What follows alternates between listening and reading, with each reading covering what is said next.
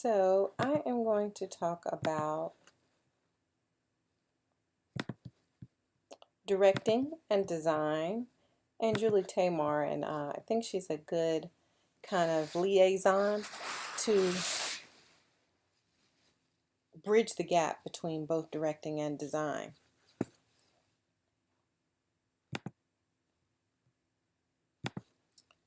So this will be, it's one PowerPoint presentation, but I'm going to do two different videos so that you can see the one on directing and the one on design, but Julie Taymor relates to both.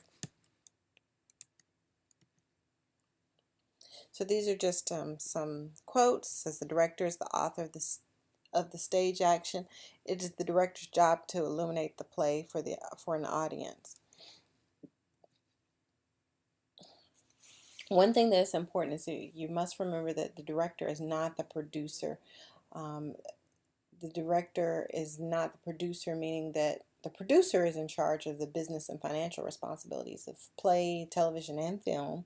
If you hear that word producer, then they are the one that get the money behind the production to make it happen, and the director does not do that. So that word it makes it seem as though they're actually producing it, but they make it produce as what the producer really does. The director is the chief artistic officer. The director is in charge of all the artistic choices and ultimately how the production will look to the audience. Diaskalos, playwrights and actor managers, we'll talk about.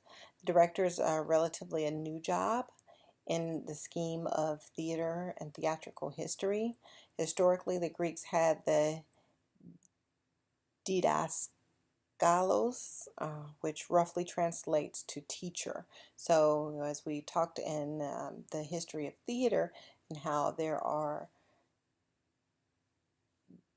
were choruses, and that theater was even then a community event, was someone who helped to teach what needed to get done and what happened.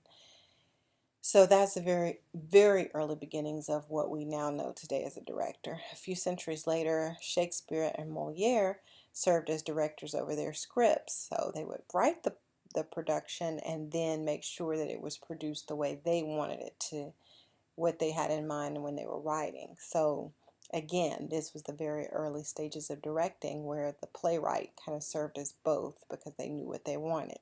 And in the 19th century, actor managers like Edwin Booth made the artistic decision for their companies. However, these decisions were usually focused on giving themselves major roles and promoting their own careers.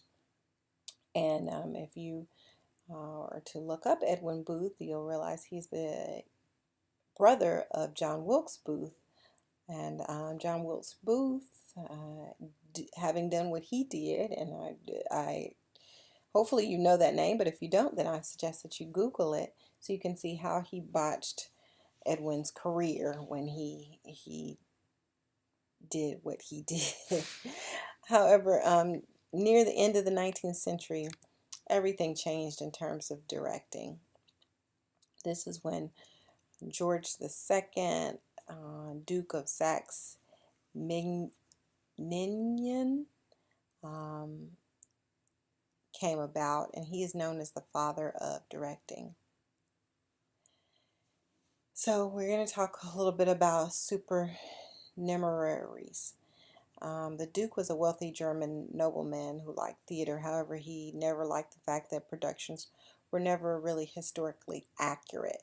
He felt like when you watched a play, it wasn't what he knew to have happened if we were to watch a historical play. Like it wasn't what really how it should be or how the people really acted in that time. He advocated a higher degree of verisimilitude. than what was prevalent at the time. He was also famous for his crowd scenes, where he placed extras in clumps and positioned them in appealing ways to support the story or production. So here we are seeing again the very beginnings of directing, and so much so that we have the very beginnings of extras or background actors. So supernumerary is used as an art or theater term from the Latin supernumerarius. Means someone paid to appear on stage in crowd scenes or in the part of an opera as non-singing small parts. Supernumeraries are usually amateur character artists who train under professional direction to create a believable scene. So as I told you before, hello, we are seeing the very, very beginnings of extras or background artists, and we still see that today, that oftentimes actors get their start as background actors, and they're able to see how the process works and learn as they are becoming professional actors. Richard Wagner started this other process of verisimilitude, and Wagner wrote operas primarily, but created the concept of, now I definitely would need help with this one, but I think it's Gessamthiquiseric, the idea that a production would follow a director's unified, consistent vision. Like the Duke, this required more accuracy and truth in a production. So we're seeing more about the beginnings of directors and how it really started with this whole idea of first the Duke, with it being historically accurate, and then when the idea of realism in theater started to come about, then directors became more prevalent, and we really saw this in Russia.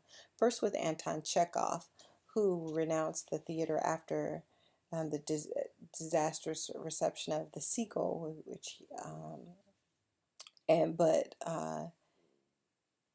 Konstantin Stanislavski's Moscow Art Theater revived the play to acclaim in 1898. His works present a challenge to the acting ensemble as well as the audience, because in place of conventional action, Chekhov offers a theater of mood and a submerged life in the text. An idiot can face a crisis. It's the day-to-day living that wears you out, is what Chekhov says. So you could see this in his plays, that it was really about day-to-day living. It was about what can happen, this whole realism of how we really live when we're seeing day-to-day activity of the characters. And having seen that in the text, then we have to again now see it in the acting, and that's where we started to see it with Konstantin Stanislavski, the Moscow Art Theater, and the system. He was able to investigate character and create reality through rehearsal. Stanislavski treated theater making as a serious endeavor requiring dedication, discipline, and integrity. Stanislavski's work was as important to the development of socialist realism in the Soviet Union as it was to that of psychological realism in the United States. He described his approach as spiritual realism. The main factor in any form of creativity, of creativeness, is the life of a human spirit, that of the actor and his part, their joint feelings and subconscious creation. So we hear a lot and we see a lot about Stanislavski, especially in Western theater, and he's the beginnings of what we know in directing and as well as acting for most Western actors, especially actors in the United States. The director's responsibilities are first to choose the play, or sometimes if the theater has chosen the play, then they will find a director who they know could direct that play well. But the director would need to study the play and the historical context of that play and develop a concept in collaboration with the designers. So we're going to talk about this word, directorial concept. Or maybe sometimes you might even hear it referred to as a production concept, or even the dramatic master metaphor or artistic central idea. It will translate the ideas of the play onto the stage. It focuses and informs all elements of the production, and it informs all visual aspects, the design, casting, staging, and acting. So once this director decides what he wants this uh, play to look like, how he wants it to feel, what is the realm that they are taking to get to the text, then everything else comes into play. If we wanted to say, oh, well, this is a modern take on Shakespeare, then that would change how we cast, how the actors are dressed, maybe even how they move and sound. So once the director comes up with this concept, it informs everything else.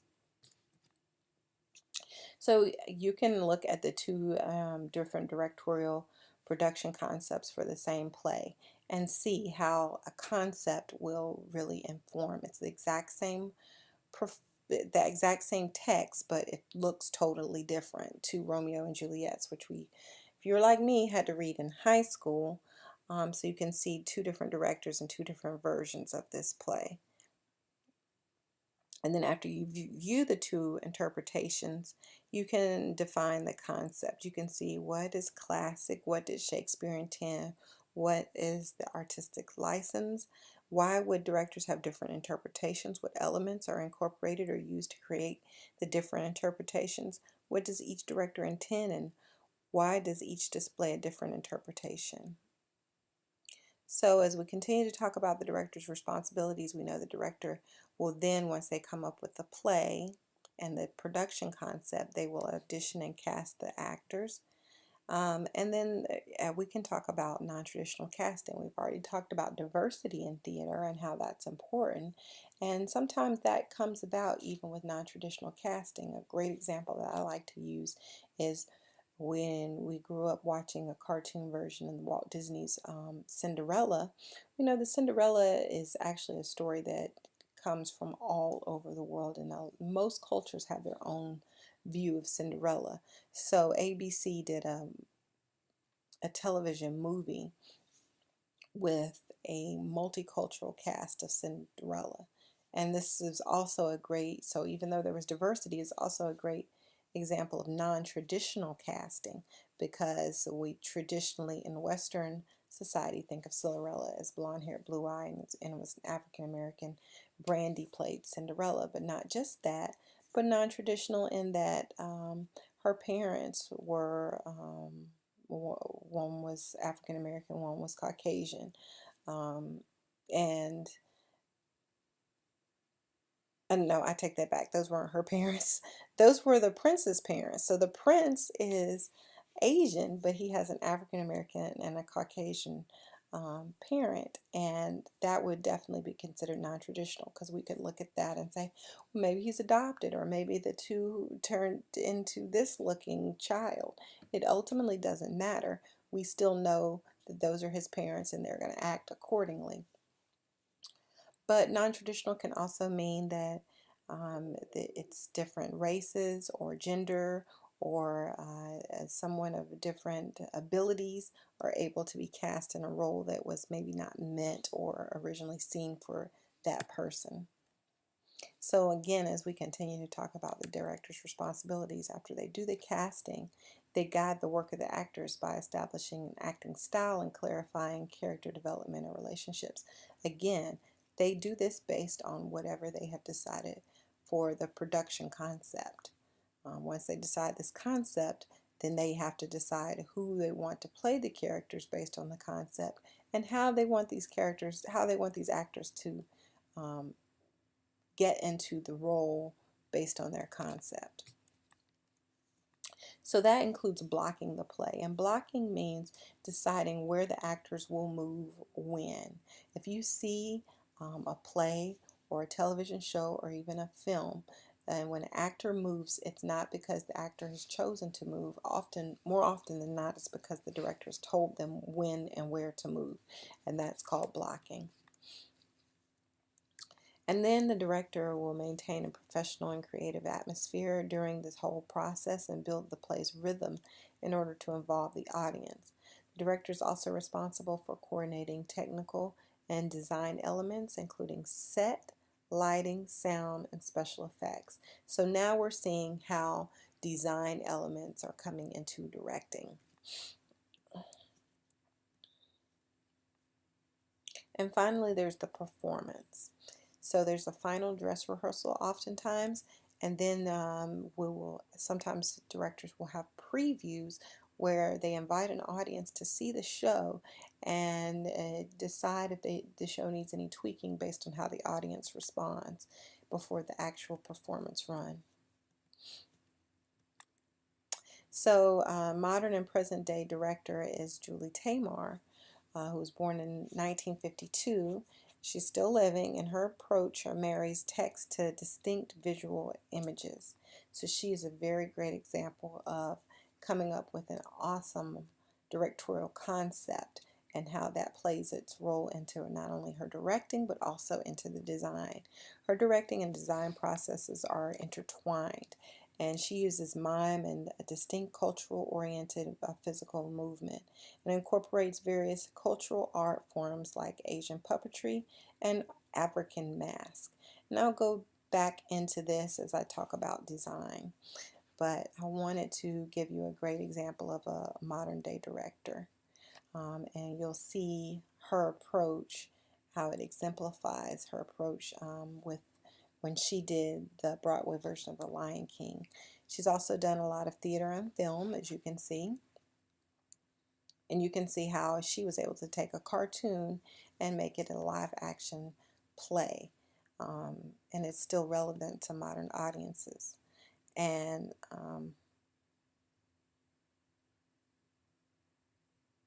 and she also considers what needs to be emphasized in the production.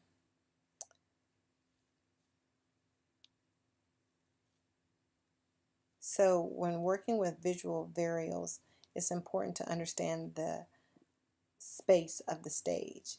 And you can see here's a great idea of what a stage will look like. The top portion of the stage is called the upstage, and closer to the audience is downstage, and sometimes the stage will even have an apron.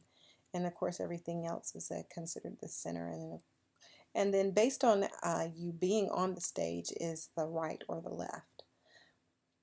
So the visual variables include the direction, level, spatial relationship, body shapes, gestures, and focus. All of that is what the director still is considering when they are directing, and then they start to consider the design elements of directing.